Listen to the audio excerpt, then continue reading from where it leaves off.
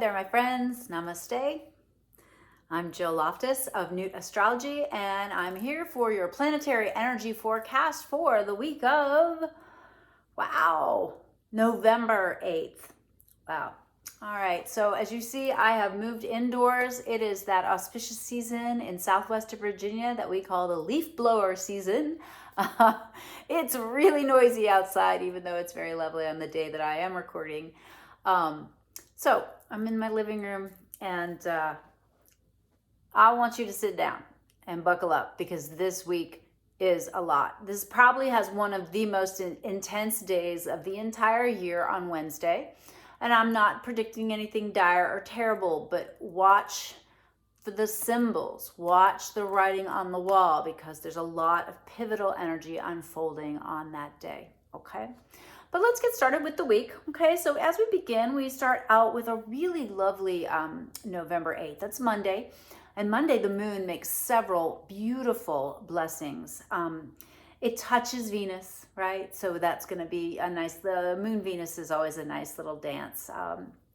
And it's also going to send a beautiful beam of good luck energy to Mercury, the planet of communication. The moon is going to send that same beautiful beam to Mars, because Mars and Mercury are getting ready to dance later in the week.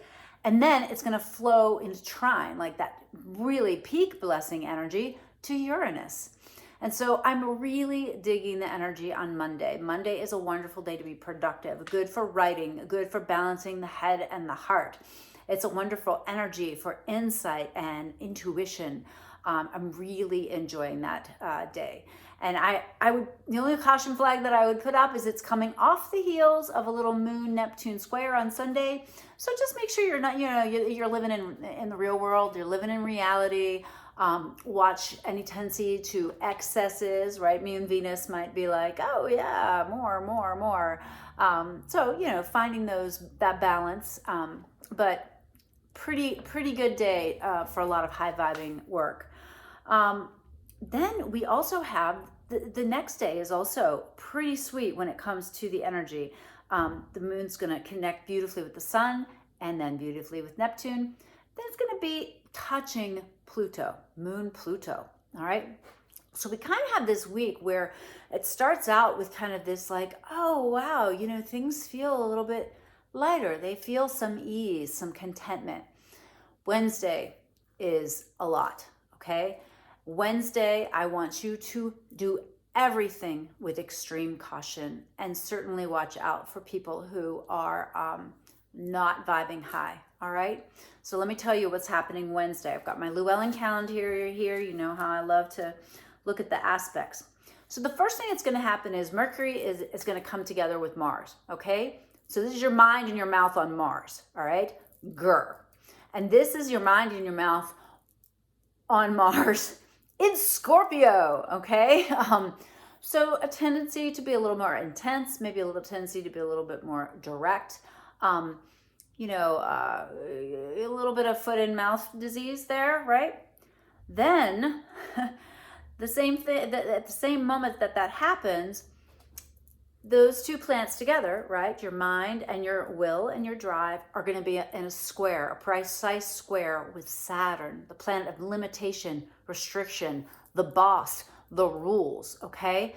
So there's going to be that real drive to express and say and speak, and it's going to be at odds with authority. It's going to be at odds with the Saturnian forces, okay? That alone would be, a day that I would say to watch carefully. And I would watch the days that follow it as well. Mars can really fire late. When we talk about fire, the aspect, you kind of see what happens. It's like, oh, yeah, so-and-so tried to start an argument with me. Or, oh, yeah, I got the tax bill from the IRS, right? That kind of thing. But then the moon is also going to square that connection, okay? So you've got the conjunction, the bigger square, the other square, from the moon to the Mars, from the moon to the Mercury, and then the moon is going to conjunct Saturn, And then, I know, as you're like, and then the moon is going to square Uranus. Okay, so that's an enormous amount of energy. What am I going to tell you to do? I want you to high vibe this energy. Certain things will be abundantly clear. It's kind of like the universe when you keep getting the same tarot card, which is like what I've been getting lately. It's just like, Jill, hello. I keep trying to give you this message. And if you've been adapting and adjusting and making the changes and choices that you need to make to move forward in life, there should not be extreme repercussions from this energy. But observe the symbols in your life, even if it's just the headlines in the newspaper, okay? To the extent you're resonant with it, it affects you. You consider yourself an American, you are going to resonate with the karma of Americans, and you're going to see the symbols of things that happened. You're a female, you're a woman, you're in this body, experiencing things as a female, whether you were born with a female body or not. But if you identify as a woman, you take on the karma of being a woman, and you look at what's going on in the papers and the headlines, and you will see symbols that tell you about what's going on with you for your particular group of people. But I think you'll really see this at an individual level as well, just because Mercury and Mars are just such personal planets, such inner planets, and then all this moon energy. Your emotional body might really be amplified and easily upset. So high vibe this energy by preempting it, by realizing what's happening.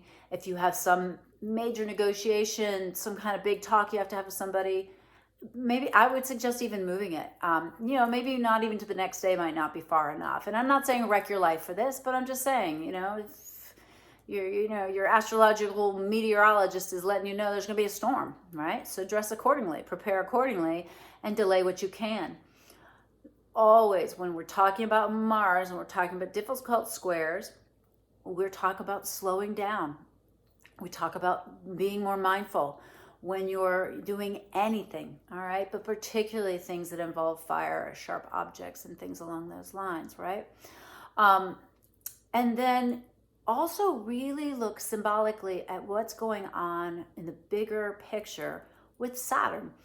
Saturn sometimes gets a bad rap, but without Saturn, we got no skeleton. Without Saturn, your house falls down, right? Because it doesn't have a foundation. Saturn is good energy, but it requires integrity, and it requires it to be strong, to be functional, to be the best it can be.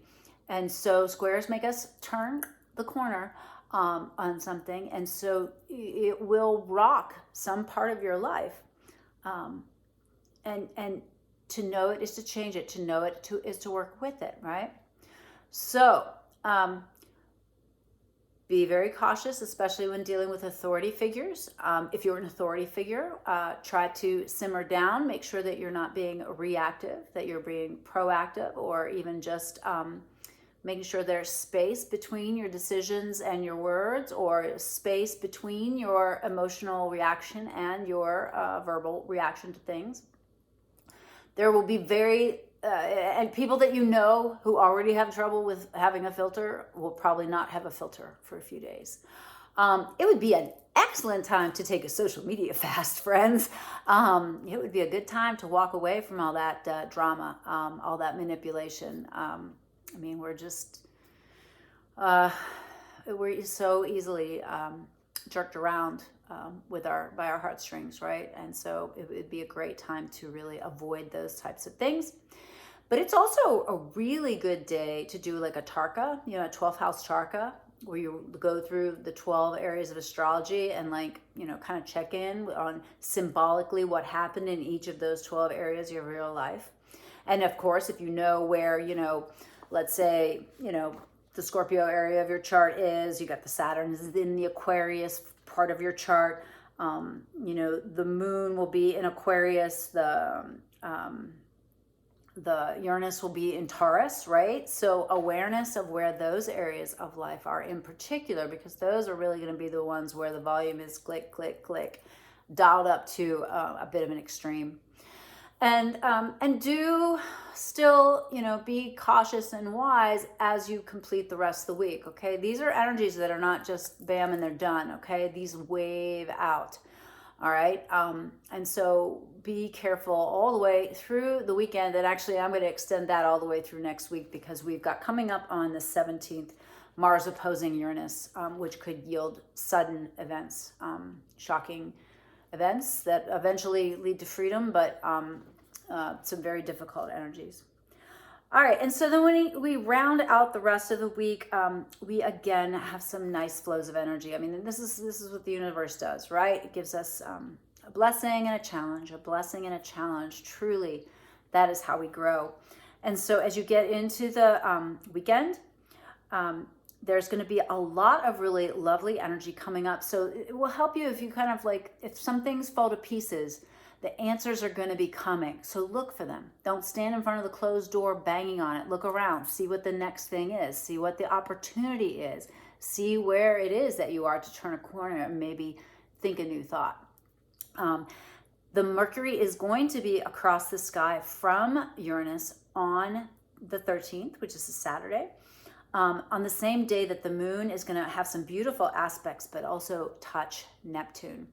So with that happening, I would say, look for the inspiration on Saturday. Look for the synchronicity. Look for the sudden light bulb.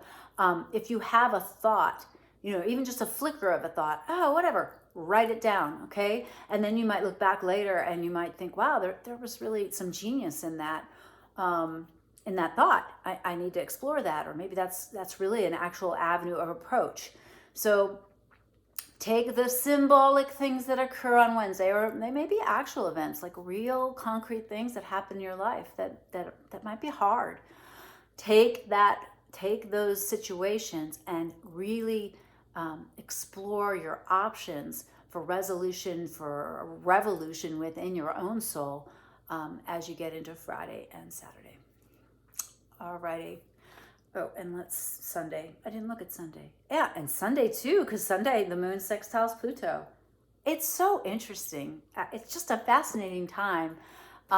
When it's not terrifying, it's a fascinating time of life. So keep those journals, watch those patterns in your mind. Remember that you can't change what happens to you, but you can change how you react. And really that's where the true power is in this world. All right. Well, I super hope that you found this helpful and useful.